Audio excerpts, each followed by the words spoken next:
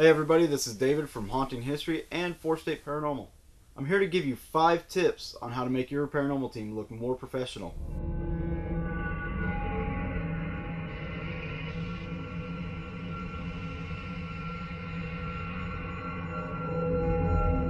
If you're just starting out in the paranormal field, or if you just began a team and you're trying to establish yourself, these 5 tips that I'm about to give you might help you get on your way.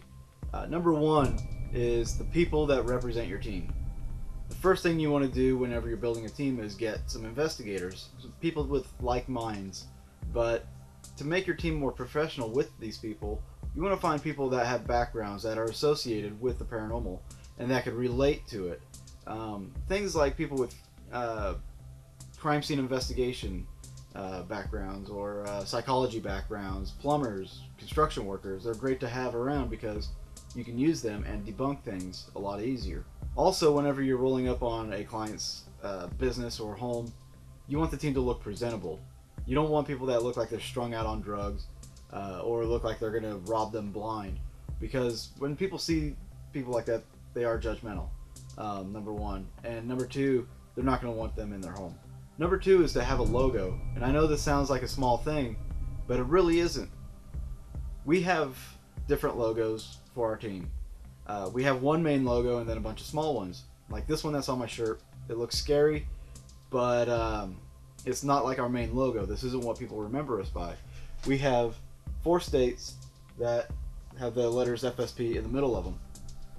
Now, your main logo needs to be on like your business cards, websites, your social media, anything that people are going to see, t-shirts even.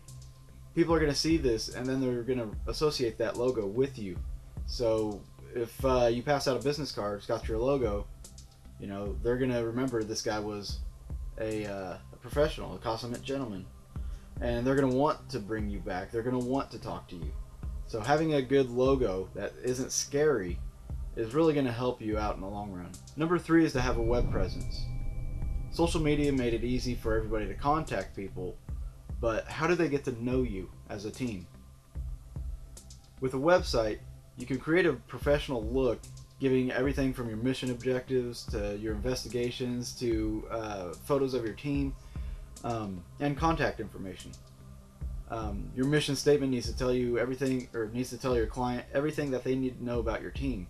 Your investigations, obviously, is going to show what kind of evidence you've collected. It's going to show how many investigations you've done, how experienced you are. And the photos of your team is going to help add a visual that will help them determine whether or not they want you on their property. But a lot of teams tend to make their websites really scary. And when people are afraid in their homes, they don't want to go to a website where it's just going to think that these people are scary people, and if I bring them over, everything's going to amplify and it's going to make things worse. They want to go to a website where they can feel comforted, and with that comfort, they'll invite you in because they don't fear that you're going to make things worse. They're going to have a more comforting. They're going to have a more comforting feeling knowing that you could possibly help them. The 4th thing that you could do to give your team a professional look is to have good community status. And with that, I don't mean just in the paranormal community. You could also do this in your regular community. Like you could do things like as fundraisers, canned food drives. You could help clean up historical buildings, and this will really put your team spin in the positive light. Also, in the paranormal community, make contacts with other paranormal teams. Go to conventions and things like that. Learn from each other. You know, you make friends in the paranormal community, and as you're making friends, this is going to help your team become more professional by way of, if another paranormal team has an investigation in your location that they can't reach, they will contact you because they know you're professional. Making enemies is going to happen. It happens a lot in the paranormal community, but if you're a professional team, you really don't have to worry about it because you like everybody likes you. The 5th thing is to have a goal.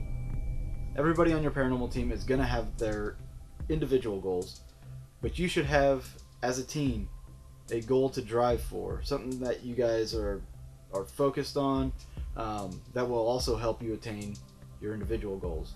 This could be anywhere from collecting evidence to helping clients at their homes, or coming up with experiments that will help further the field.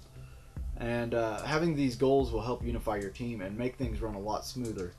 Having a team that behaves like a family is one step closer to making your team look more professional. So with that, keep these 5 things in mind. If you're having trouble, try some of these. Maybe you can alter some of your steps in what you're doing, and maybe you'll have a different outcome, and maybe you'll be able to stick around for longer than 6 months. So with that, I'm David Glidden from Haunting History and 4th State Paranormal. Catch us next time when we have more tips for beginning investigators and seasoned investigators. If you like this video and you like some of our episodes, hit the like button, comment, and subscribe. And maybe we can get you some more updates and more videos coming soon.